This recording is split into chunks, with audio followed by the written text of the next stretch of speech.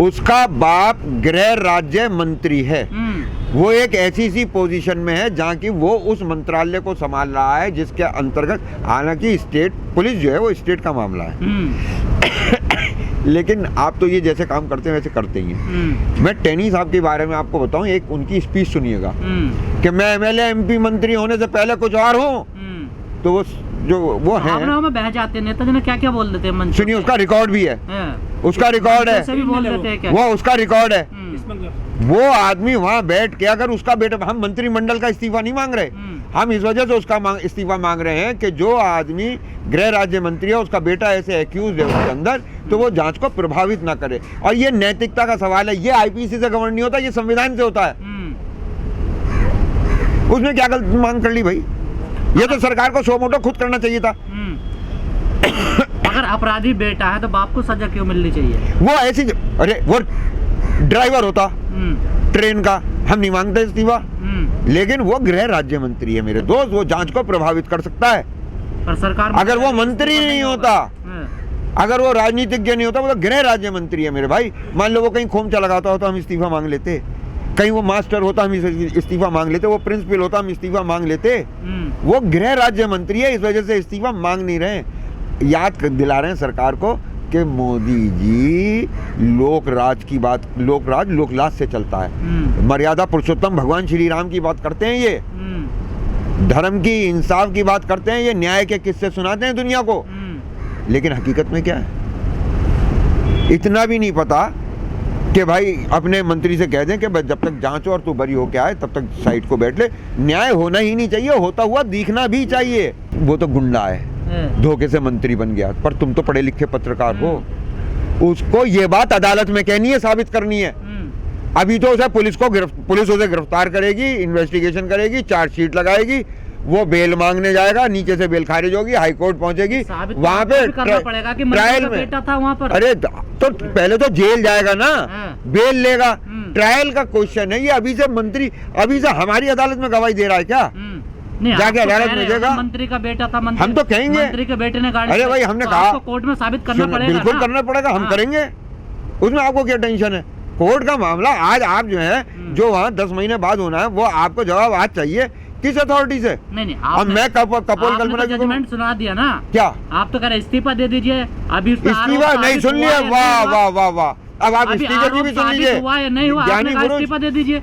ज्ञानी पुरुष, आप इसकी भी सुन लीजिए अब इस्तीफे की। ये तो ऐसा कह रहे हैं 4 उनके मरे, 4 हमारे मरे, जैसे पता नहीं कहाँ के गिन रहे हैं। हमारा कहना है 8 मौत बहुत दर्दनाक और हादसे वाली है। पर आप तो एक्शन का रिएक्शन बता रहे हैं ना, सडन एंड ग्रेव प्रोवोकेशन। और क्या है, कानून पढ़ा है आपने? उसके अंदर भी लिखा है सडन एंड ग्रेव प्रोवोकेशन। जब आप पीछे से लेके आए और जाते हुए लोगों के ऊपर पीठ पे पीछे से टक्कर मारी है, साफ दिख रहा है भाई। तो उसके बाद जब वो गाड़ी रुकी है और एक आदमी तो कूद के भाग लिया है, तो ये जो बाकी हैं जो हाथ लग गए पब्लिक के, पब्लिक इनके साथ क्या करती? पब्लिक इनके साथ क्या करती? तो इन्हें गाड़ी दौड़ानी पड़ती है, उसमें एक्सीडेंट हो जाए, हम क्या करेंगे? तो आपको नहीं लगता पब्लिक ने कानून हाथ में लिया? ऐसा किसी का मर्डर थोड़ा, उसमें भी सडन एंड ग्रेव प्रोवोकेशन,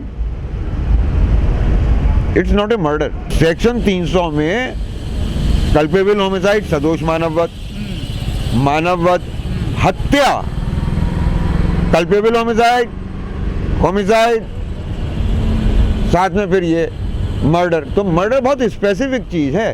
तो आप इसे मर्डर उन्होंने किया जब वो कुचल के गए।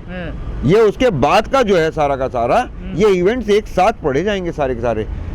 जैसे लोगों में भगदड़ मची, ये लोग लड़खड़ाए, गाड़ी पलटी, ये भागे, तो भाई उसके अंदर हादसे में मर गए।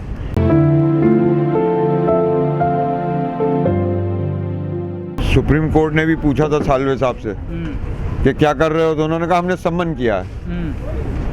कौन से केसेस में सम्मन किया जाता है, कौन से कॉग्निजेबल होते हैं, कौन से इनकॉग्निजेबल होते हैं, इच्छा से संसार नहीं चल रहा। तो कोर्ट ने वापस पूछा साल्वे साहब से, बोले यूपी में सम्मन करते हैं क्या 302 में? तो जवाब नहीं दे पाए। सबूत की जरूरत नहीं है, कॉग्निजेबल ऑफेंस है, हीनियस क्राइम है, अरेस्ट होके उसके बाद उसकी इन्वेस्टिगेशन होगी, फिर वो ट्रायल पे जाएगा। तो मर्जी से संसार नहीं चल रहा, कानून से देश चलेगा। ये सारा मुकदमा भी कानून से चलेगा। इसके अंदर राजनीति सिर्फ इतनी है कि बीजेपी इसे एक ऐसे से खेल के रूप में शुरू करना चाहती थी जिससे कि लाशों की राजनीति करने वाले लोग इसमें आ जाएं और उसके बाद ये मुद्दा भटक जाए। लेकिन एक्शन का क्या होगा? राकेश टिकैत जी ने ये वक्त बताएगा जब आप थोड़े बुजुर्ग हो जाएंगे, थोड़े समझदार हो जाएंगे, तब आपको ये बात समझ में आएगी कि उस दिन राकेश टिकैत ने यूपी को कितनी बड़ी आग से, कितने दर्दनाक हादसों से, मौत हमेशा दर्दनाक होती है। उसके घर वालों से पूछ के देखो जो मरे हैं। ये बात ठीक है कि गरीब सोए कहाँ, फुटपाथ तो सोने की जगह नहीं होती, पर यह बात भी ठीक है कि अमीर को गाड़ी फुटपाथ पे नहीं चलानी चाहिए। सड़क होती है, फुटपाथ नहीं होता चलाने के लिए। वो जो उन्होंने किया था वो नशा उस वक्त कर रखा था, आउट ऑफ कंट्रोल स्पीड थी और उन्होंने वो सारे हालात खुद तय करे थे। शराब पी के सड़क पे गाड़ी तेज चलाना, उन्होंने ये हालात खुद तय करे थे, इस वजह से ये मर्डर था। लेकिन सलमान खान ऐसे हैं कि उनके ऊपर हिरन भी आत्महत्या कर लेते हैं, दोषी नहीं मिलता कोई। किसान कानूनों का मारा हुआ है, इसके अदालत जाने के भी रास्ते बंद किए गए हैं। और आप हमसे पूछ रहे हैं कि कानून को मानते हो आप? कानून को वो नहीं मानते जो हलफनामे झूठे देते हैं। मैं नहीं कहता, सुप्रीम कोर्ट का रोना उठा के रिकॉर्ड में सुन लो। सरकार झूठे हलफनामे भी दे देती है, हम में से तो कोई हिम्मत नहीं कर पाता। उनसे जाके पूछो, सवाल उनका पूछ, मुझसे रहो। अरे सरकार, हम तो सिर झुकाए खड़े हैं। वकील साहब एक बात बता दूं, उनका दांव पे कुछ भी नहीं है, हमारा बहुत कुछ है।